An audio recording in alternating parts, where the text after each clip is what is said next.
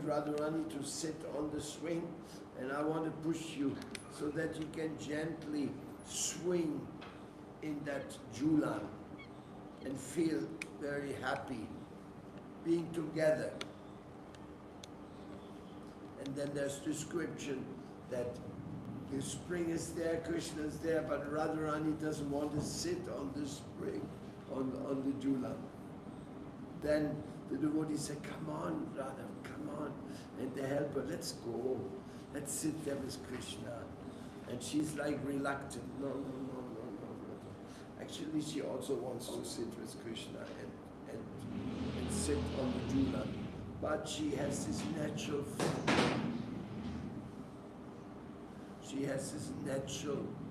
feminine shyness. So she said, no, it's not right. How can I sit with Krishna? Like sometimes people are, I'm telling somebody, here, come sit on my level, no? And the person says, no, I'm not sitting on your level, I'm sitting on the ground. And the other say, no, please sit here, sit on the chair. No, I should never sit on a chair next to a very senior Vaishnava, etc., etc. So in this way it goes forward and back. Maybe they force him to sit on the chair, or maybe not, or maybe he goes to the background and sits down. This prominence in relationship is very much depending on consciousness. And Bhakti Yoga is that consciousness. I want to have your connection, but I don't deserve it. So therefore I am so reluctant. I am so shy.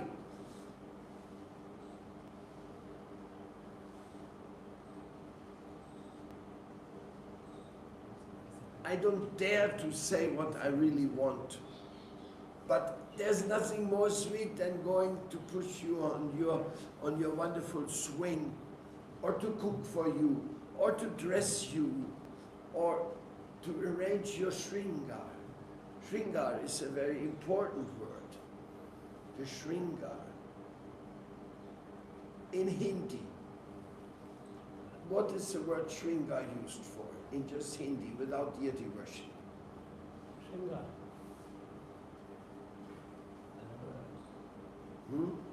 He's saying alankar. Alankar.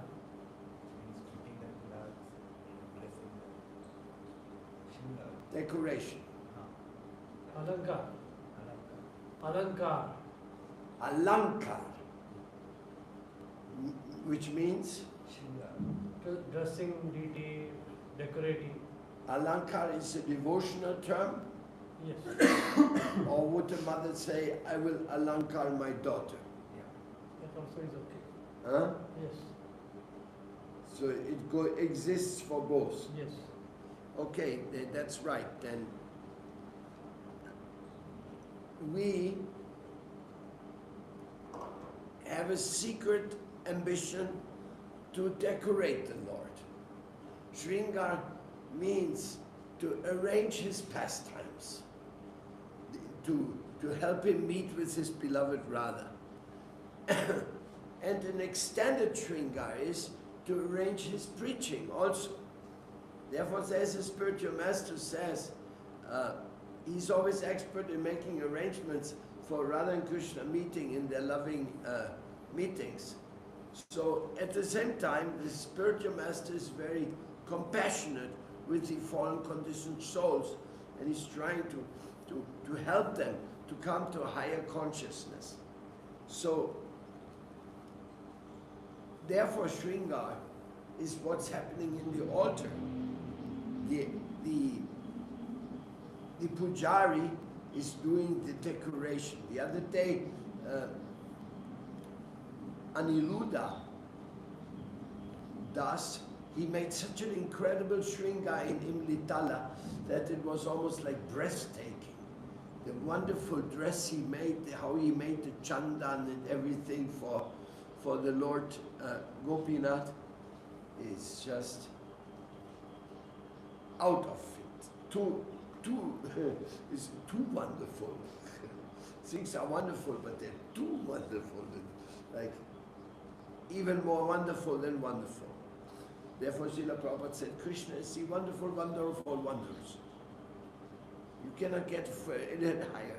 The wonderful wonder of all wonders who could ever you have wondered about.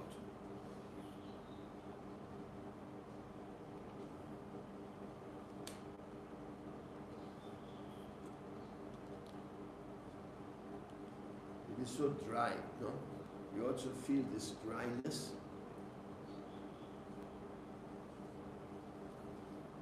The best moment, the best place to give the class is being in the Yamuna to the neck in the water, no? And then speaking about them. No? I know that when the heat goes higher, some devotees, they just go and lie in the Yamuna. Cannot tolerate it otherwise. And it's not that hot, no? But somehow or other the atmosphere is very, very stuffy. So here the verse of today is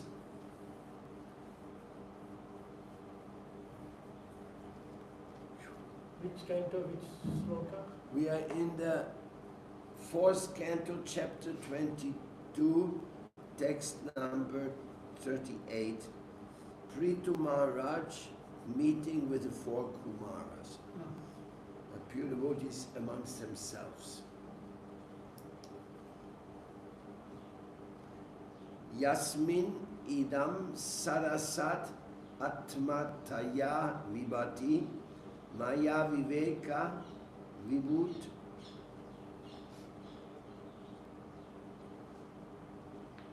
slachi sai bhuta buddhi tang nitya mukto parishuddha vishuddha katam pratyuda karma kalila prakritim prapatye.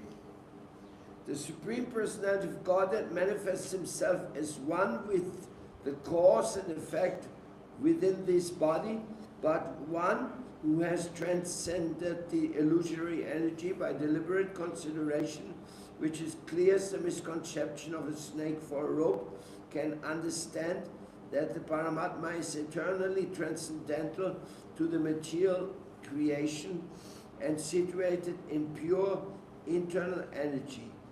This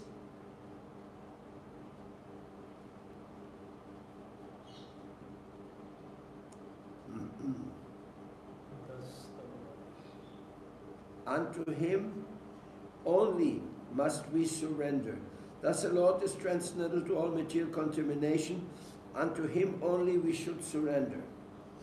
This verse is specifically stated to defy the Mayavadi conclusion of oneness without differentiation between the individual and his supersoul. The Mayavadi concludes is that the living entity and the supersoul are one. There is no difference.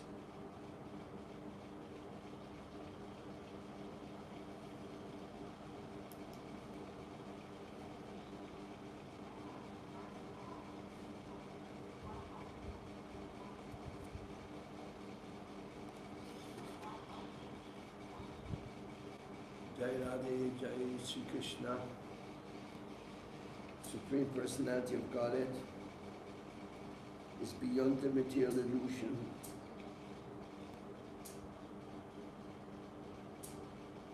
It's the cause and the effect within the body, but one who has transcended the illusory energy by deliberate consideration, which clears the misconception of a snake for a rope, can understand that the Paramatma is eternally,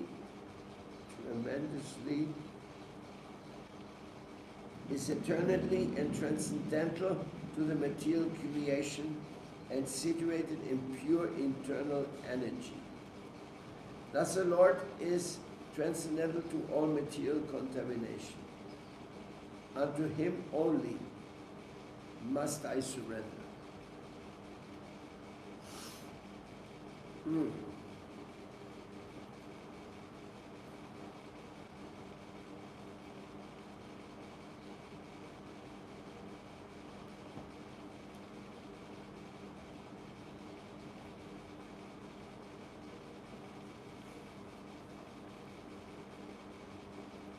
because of our natural envy, we are always looking for some type of philosophy which gives us support without having to accept somebody senior to us, superior, where we have to surrender. We want to have such a solution where we can say, it's all one. I'm this, it's all one.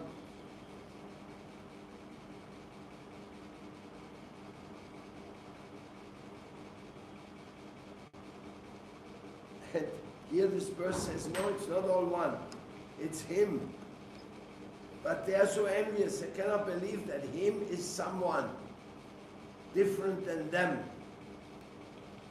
Conscious. I'm aware of these 5 people sitting in front of me, but I'm only aware now because I look at you. But how much do I know what you feel? How much do I know what you think? I only see your physical form situated here listening to class. Thank you for giving me a chance to talk. Prabhupada, give me the right words to say something makes sense for them.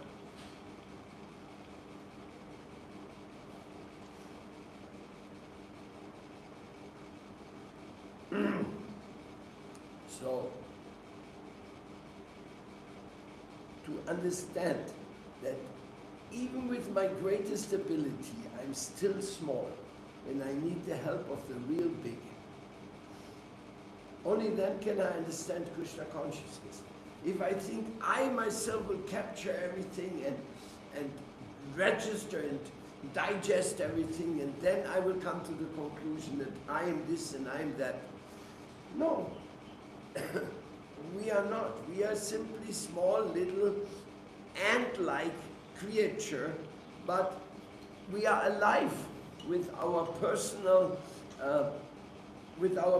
criteria. God wanted it that way. God wanted us with free will. He didn't want robots. Nowadays they can make robots, they're so human-like that you are really getting surprised. Surprised. They can even judge the tone of your voice. If the tone is annoyed, they know they have to do something. If the tone of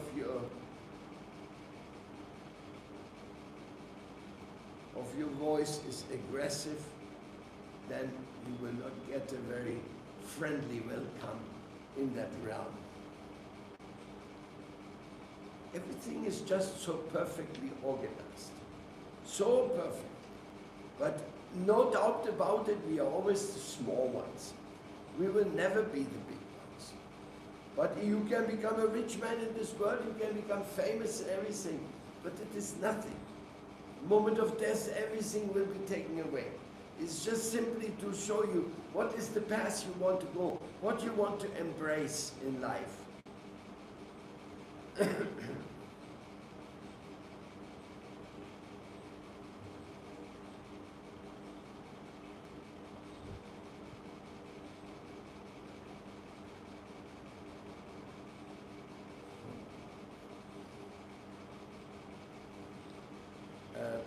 It is so small letter. I should read more of the purport.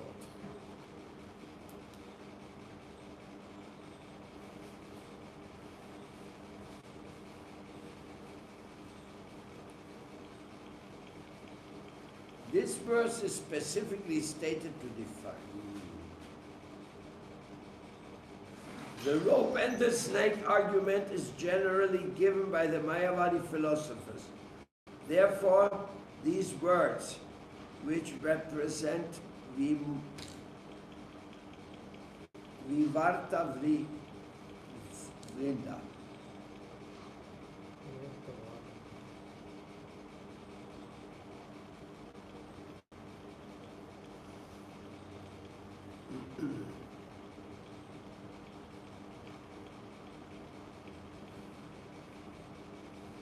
Should I read Maharaj?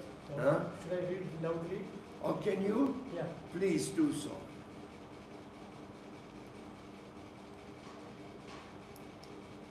represents Vivartavada are specifically mentioned herein.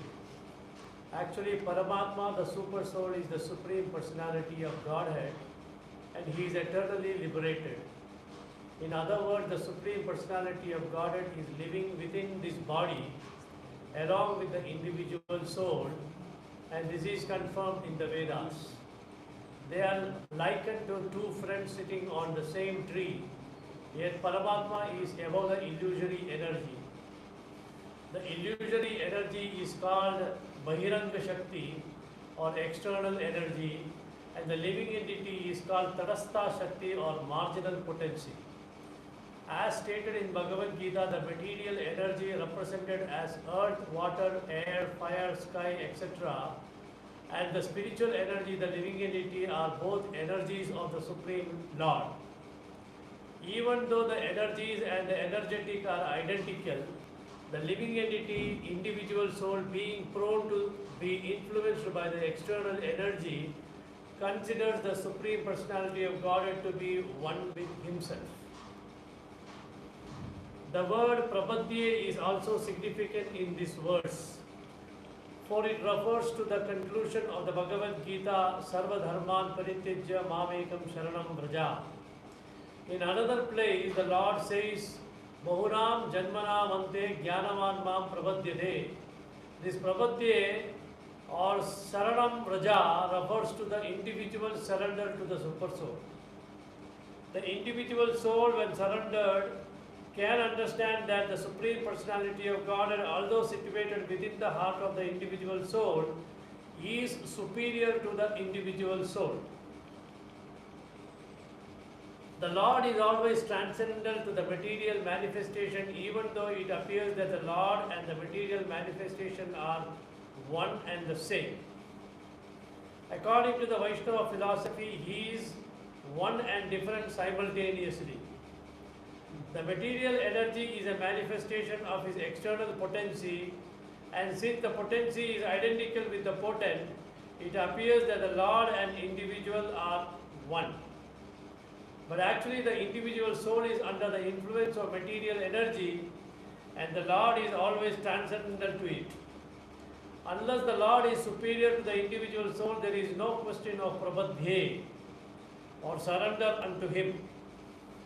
This word prabhadhya refers to the process of devotional service simply by non-devotional speculation on the rope and the snake. One cannot approach the absolute truth, therefore devotional service is stressed as more important than deliberation or mental speculation to understand the absolute truth. That's all. Finished.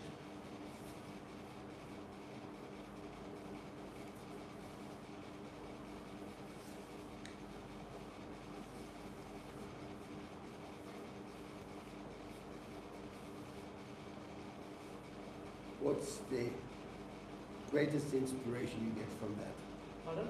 What is the greatest inspiration you get from that?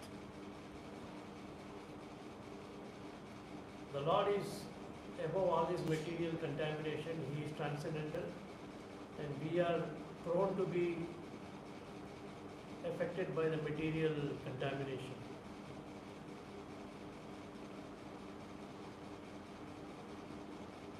So that we will always be different from the Lord.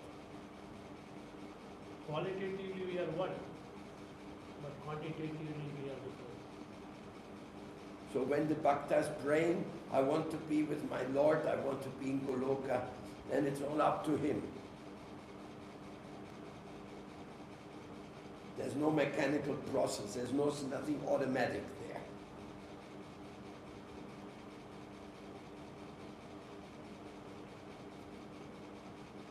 Like in the devotional service, when we do, devotees are specially taken care by the Lord. So we don't have to worry whether we go or not. But why the devotees always say chanting this Chulan Yatra and this song, I wish to, or like this, not from the stuff, but you know, touches quando, when will that day be mine? There's always some longing. No? As a matter of fact, for example, if you cook for the Lord, is your longing to cook for the Lord. by His grace. Oh, I hope He accepts my cooking, no? If you go for preaching, you're longing that somebody picks up Krishna consciousness and says, yes. And then he comes to you and says, I want to work with you, Maharaj. What do you want me to do? And you say, oh, what you have, what you are. No, I have nothing. Like when I came to my Guru Deva, I had nothing. You know? Nothing. Some people have riches. I had nothing. Only I had the need for His mercy. That I had. So, wanting to be useful. I think this whole, when you compare this with a loving affair in this world, mother and a child. Mother's always looking, what you need, what you need, what you need, what you need. Hey! Put your dress nicely, that is not the way it is. She always has to be on top of it looking. She always knows the best. All the way he goes to school, even when the guy is big, mother still looks at him like he's a kid. Or let's take a couple. A couple is always thinking, oh, you're going. I'm sure, I hope you're going to have something to eat. Let me make some meal for you. You can take on the way. Like in this way, in a loving relationship, there's always this hankering for doing something, giving something, creating something. Husband makes a house and he says, my dear wife. And she says, what? And she shows the house. Look what I got for you. And she says, for me? Yes, for you. I wanted you to have a very nice house. Things like that, no? That you, in devotion, you always think in favor of obtaining something. Always that hope is there.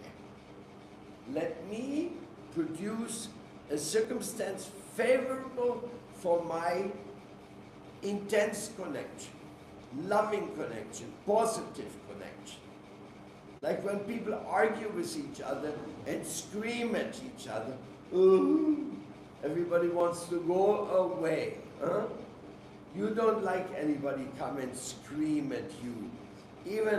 Even I often tell that story. One time, long time ago, I was taking a godbrother to the airport. And with him there was another disciple of mine. And as we went to the airport and they were going in, I gave a big hug to my godbrother. But then after, I didn't give a hug to the devotee. And it may sound like, immediately I felt that was wrong. Immediately I felt it. I was missing. But he felt it so much that he left Krishna consciousness. Because of not getting this hug. While my godbrother got the hug. Maybe some jealousy or whatever, you know. Years later, I met him again and he joined again. And I could give him that hug. But I carried this in my heart I didn't give him the hug. He felt hurt. Why he didn't give me a hug? Because he was going out on a mission, no? So can you imagine that? Just for one hug, for after a normal, very beautiful relationship. With this devotee, we built a temple together, practically. He worked very hard to make a temple.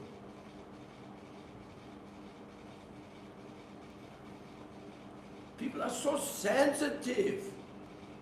So if you're not sensitive, if you're not loving, if you're not friendly, sometimes in the passion of our activities, we become like, hey, do. Why did you not? Why did you not? Or it even may get worse. Hey, you fool! Why you fool did this? Well, I'm here voluntarily and now he's calling me a fool. Of course you can take a different and say, yeah, he's right, I am a fool. I must be a fool, otherwise why would I have come to this world if I'm not a fool? Only fools come to this world of the fools. But if somebody calls me a fool, I feel insulted. If I think myself I'm a fool, then I think I'm humble. Isn't that like this, Rishikesh Maharaj? Spiritual master sometimes chastises, but if he chastises too much, then the disciple go away. Very often. Huh? Very often they...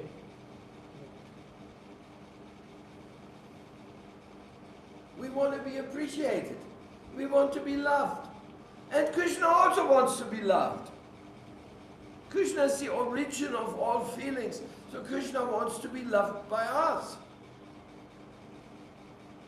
And if we don't say anything positive, if we don't chant Hare Krishna, Krishna, your name, please.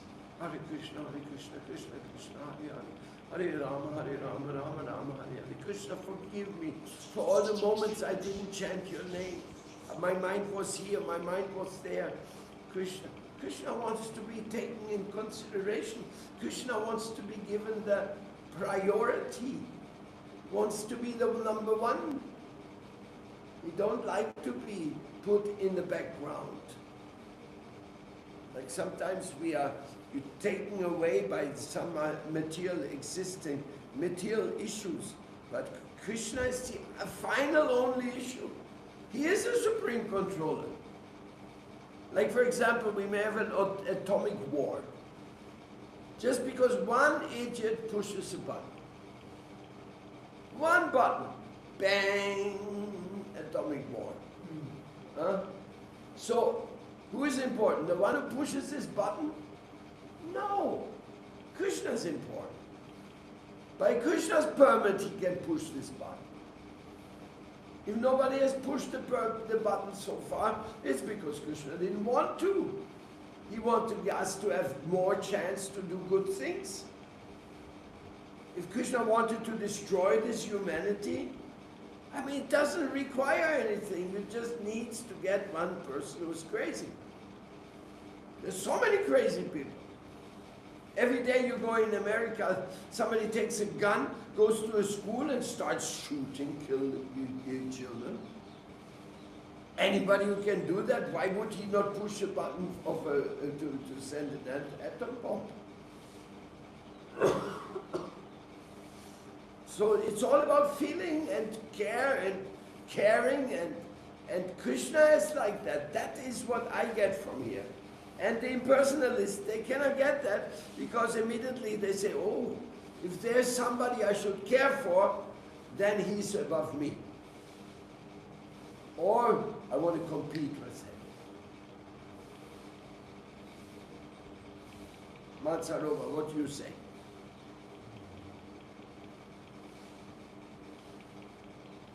Yes, Krishna is my present in my bones, in my activities, all the days. I offer to you myself, to you, myself, to the things. Tiene que hablar más fuerte, si no se, acústicamente no se escucha. All the day I offer to Krishna, yo ofrezco a Krishna mis actividades, mis mantras, las llamas, el servicio que hago aquí es el agua y la cuña, porque solamente por la misericordia es que estamos aquí presentes, con nuestros devotos, con nuestra sangre, con el contacto para nosotros. Cada día agradezco mucho esa especial misericordia de la cual no soy digno de prestar a mis hermanos. Could you understand that? It's very low, no? Rishikesh Maharaj, give us some more etika. When there is a real loving Srila exchange, Prabhupada ki jai. yeah. When there is some real loving exchange, relationship, then chastisement will not will not be a problem. Also, Srila Prabhupada says the spiritual master should always be chastising the disciple for the good of the disciple.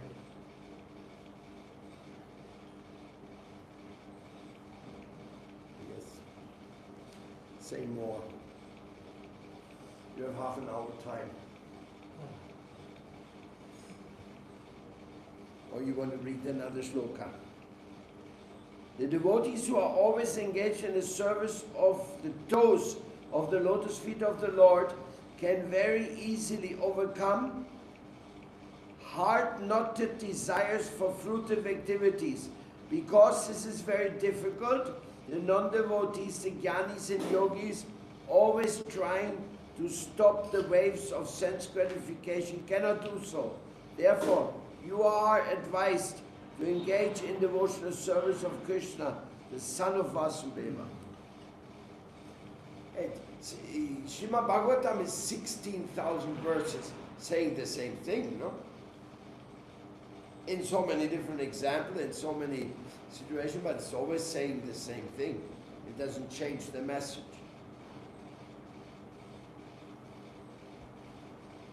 Rishikesh, explain more. I have to go for a second.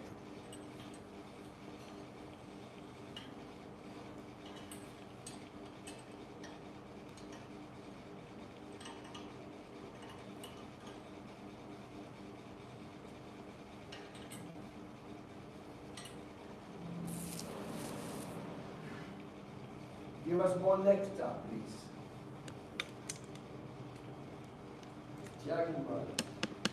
There are three kinds of transcendentalists trying to overcome the influence of the modes of material nature: the jnanis, the yogis, and the bhaktas. All of them attempt to overcome the influence of the senses, which is compared to the incessant waves of a river. The waves of a river flow incessantly and it is very difficult to stop them. Similarly, the waves of desire for material enjoyment are so strong that they cannot be stopped by any process other than bhakti yoga. The bhaktas, by their transcendental devotional service under the lotus feet of the Lord, become so overwhelmed with the transcendental bliss that automatically their desires for material enjoyment stop. The jnanis and the yogis who are not attached to the lotus feet of the Lord simply struggle against the waves of desire. They are described in this verse as Rikta Mataya, which means devoid of devotional service. In other words, the jnanis and the yogis, although trying to be free from the desire of material activities, actually become more and more entangled in the false philosophical speculation or strenuous attempts to stop the activities of the senses. As stated previously, Vasudeve Bhagavati Bhakti Yoga Prayojita Janayati Asu Vairagyam Jnanam Chayat Ahaitukam. Here also the same point is stressed. Bhaja Vasudevam indicates that one who is engaged in loving service of Krishna, the son of Vasudeva, can very easily stop the waves of desires. As long as one continues to try to artificially stop the waves of desires, he will certainly be defeated. That is indicated in this verse. Desire for fruitive activities are strongly rooted by the trees of desire can be uprooted completely by devotional service, because devotional service employs superior desire. One can give up inferior desire when engaged in superior desires. To try to stop desires is impossible. One has to desire the supreme in order not to be entangled in inferior desires. Jnanis maintain a desire to become one with the supreme, but such desire is also considered to be kama, lust. Similarly, the yogis desire mystic power, and that is also kama. And the bhaktas, not being desirous of any sort of material enjoyment, become purified. There is no artificial attempt to stop desire. desire becomes a source of spiritual enjoyment under the protection of the toes of the lotus feet of the Lord. It is stated herein by the Kumaras that the lotus feet of the Lord are the ultimate reservoir of all pleasures. One should therefore take shelter of the lotus feet of the Lord instead of trying unsuccessfully to stop desires for material enjoyment. As long as one is unable to stop the desire for material enjoyment, there is no possibility of becoming liberated from the entanglement of material existence. It may be argued that the waves of a river are incessantly flowing and that they cannot be stopped. But the waves of river flow towards the sea. When the time comes over the river, it overwhelms the flowing of the river, and the river itself becomes overflooded. Then the waves from the sea become more prominent than the waves from the river. Similarly, a devotee with intelligence plans so many things for the service of the Lord in Krishna consciousness that stagnant material desires become overflooded by the desire to serve the Lord. As confirmed by Yamunacharya, since he has been engaged in the service of the Lord, lotus feet of the Lord, there is always a current of new and newer desires flowing to serve the Lord. So much so that the stagnant desire of sex life becomes very insignificant.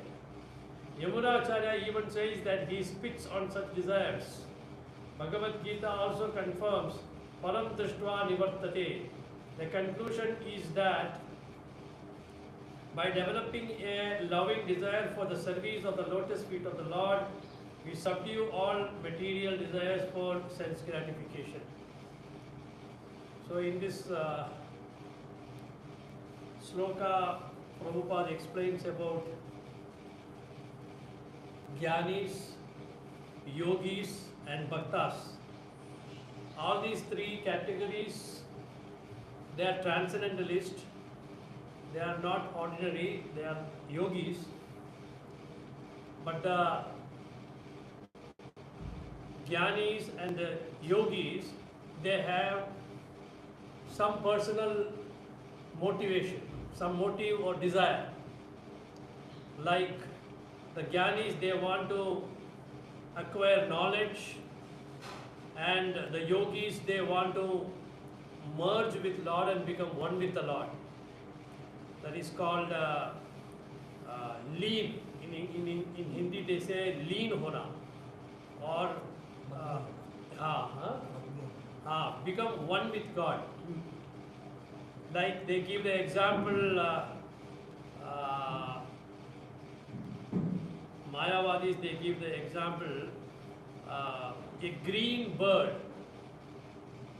When the green bird goes and enters a green tree, the identification of the tree, the identification of the bird is no more there. It becomes one with the tree. So they always don't accept the concept of Paramatma or Bhagavan, and they always keep at the Brahman level. At the Brahman level, they say that there is no any individual identity of the soul. It becomes merges with the, they don't even say Paramatma, they will say it will merge in the Brahman. They have nothing beyond Brahman for the Mayavadis.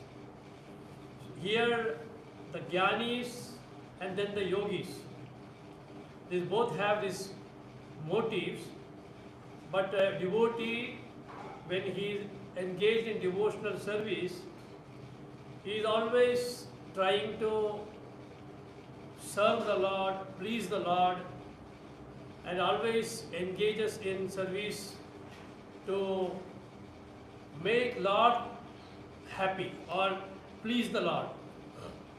We have the perfect examples of the gopis in Vrindavan, led by Radharani. They always have the desire and they always look for opportunities how they can please Krishna.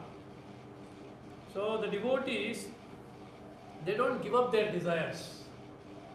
Prabhupada says here, by param drishtva nivartade means by engaging in devotional service to Krishna, they get a great joy or very higher taste. And by tasting the nectar of devotional service, gradually they give up their material desires. Even sex desire becomes inferior for them when they taste the nectar of devotional service. So in this there is no any artificial endeavor by the devotee to give up his material desires. Like for example, we say we take only Krishna Prasada. So by offering foodstuff to the Lord and accepting it as prasadam, we get a great pleasure. We are getting the mercy of the Lord. And by strictly avoiding the food which is cooked by non-devotees or the food which is not offered to Krishna, we control our tongue. Prabhupada says yogic process starts first by controlling the tongue. We use the tongue for eating and for talking. So by speaking or discussing only about Krishna and taking only Krishna Prasadam, we are actually controlling our tongue. So in this way, a devotee engages all his senses. He will come to the temple to see the Lord, he will hear about the Lord, then he will take Krishna Prasadam, then he will only associate with devotees. So in this way he is practically engaging all his senses in the service of Krishna. And he does not have to make any artificial or extra endeavor to control his senses. Whereas we have seen, Srila Prabhupada gives the example of Haridas Thakur. Haridas Thakur, he compares Haridas Thakur and I think Durvasa Muni. So this Haridas Thakur, when he was chanting, Maya Devi came in the form of a beautiful woman and she wanted to attract or disturb the meditation of Haridas Thakur. But because Haridas Thakur was a devotee, always engaged in devotional service, he could understand that and he told her, I am chanting my rounds, after finishing my rounds I will engage with you. And then Haridas Thakur 24 hours he is chanting. So afterwards this Maya Devi, who came in the form of a pure beautiful girl, she gave up her endeavor of defeating Namacharya Haridas Thakur. But whereas in the case of I don't remember the person, he was tested also by Maya Devi and he succumbed to the allurement of even we have the example of Arjuna also. When Arjuna went to the Indraloka, Urvashi was trying to allure Arjuna. But because Arjuna was a devotee, he was not falling into the trap of Urvashi. So we have to understand that we should not make any artificial endeavors, and instead of making endeavors for artificially trying to avoid the material contacts, we use the material facilities or material situations in the service of Krishna. So by which we engage, we don't lose our identity separate from Krishna, we as individual, Krishna says, Mamayavamsho Jiva Loke Jiva Bhuta Sanatana. We are eternal, fragmental part of the Lord. So we don't make any endeavor to become one with Krishna or one with God. We maintain our identity as eternal servant of Krishna. The Chaitanya Mahaprabhu, he has given us this philosophy, Mama Janmani Janmani Ishware Bhavada Bhakti Rahaituki Tvai. So Chaitanya Mahaprabhu is praying that I do not want to get liberation, or I do not want to become one with God, nor I want any facilities.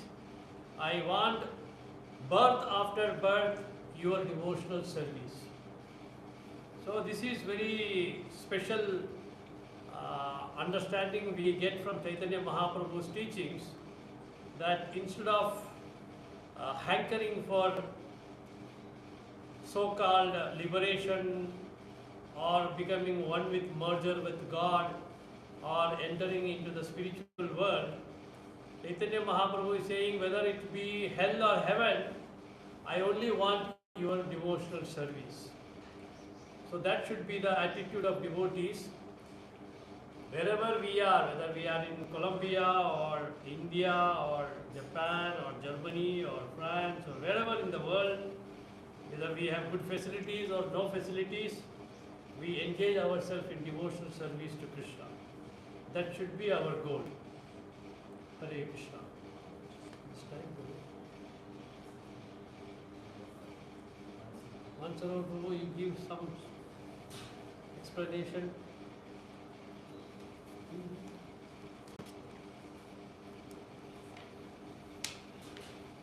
Hare Krishna.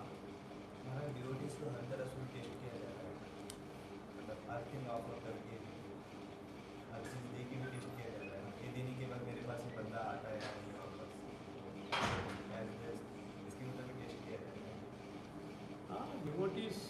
Devotees are always tested, but devotees, because they have the lotus feet of the Lord and lotus feet of the spiritual master and the association of devotees, that is why we say these three things are very important: sadhu, shastra and guru. We may get tested in our life. Sometimes we may even make mistakes, or even we fall down from our spiritual standards. But if we are in the proper association of devotees,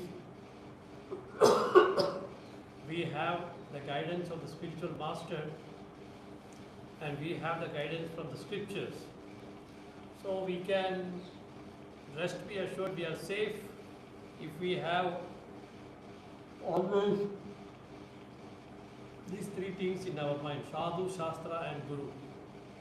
If we are having some problem, we can always approach the guru, and if the guru is physically not present or available, you can approach sadhu, and if sadhu is not able to clear your doubt, you can study from the scriptures. So you have three options always with you: sadhu, shastra and guru. And sadhu and shastra and guru is always having a correlation. They don't conflict each other. Sadhu always speaks from the shastra. Guru always speaks what he has heard from the guru. Evam parampara praptam imam rajashayo vidu sakalena mahada yogo dashta parandava. So when the chain of disciplic succession is lost, Krishna appears and he re-establishes. So he says, I have spoke Bhagavad Gita to sun god Vivaswan. And then he said, Vivaswan spoke to Manu, Manu spoke to Ikshvaku. And this Guru Parampara is going on. And when the chain is broken, I am coming and establishing it by directly speaking again to Arjuna. So that is authentic. So if you speak from the Shastra, that is always the right way. If you say, I think it may be like this, I want to have some thinking or experience like this, speculation, it's called. So in spiritual life, one very important point we always have to remember is no speculation. There may be a lot of tests coming for us. Spiritual master may also test you as a disciple, how sincere you are, whether you are doing your devotional service properly, whether you are associating with non-devotees, whether you are engaged in too much of sense gratification. We are not against sense gratification, but we have regulated sense gratification. We are having no meat eating, no intoxication, no illicit sex, no gambling. So here, we are not saying no eating. We are saying don't eat meat. No intoxication. We can get intoxication with devotional service. We can get intoxication by chanting. All this is allowed. But by intoxicating with artificially is restricted. Then we have illicit sex. You are not saying no sex. You are saying you want to have sex, you get married and have sex within marriage. Illicit association, illicit sex is prohibited. Then gambling. You can gamble for Krishna. You can take sometime risk. You have some money. Instead of risking and doing some business, you can spend that money and do some preaching activity for Krishna. Or you can gamble and build a big temple. So all these things are allowed. But gambling for own sense gratification or own enjoyment should not be. So this test is always there. Whether you are truly engaged in devotional service or no. Whenever we have the desire or whenever we want to do something and take the association of Guru and also take the association of the Shastra. That will give us strength and that will avoid us from doing wrongs. That is very important. Test is there. Always there will be examination. Material, spiritual life means it is always an examination. सब होने के बाद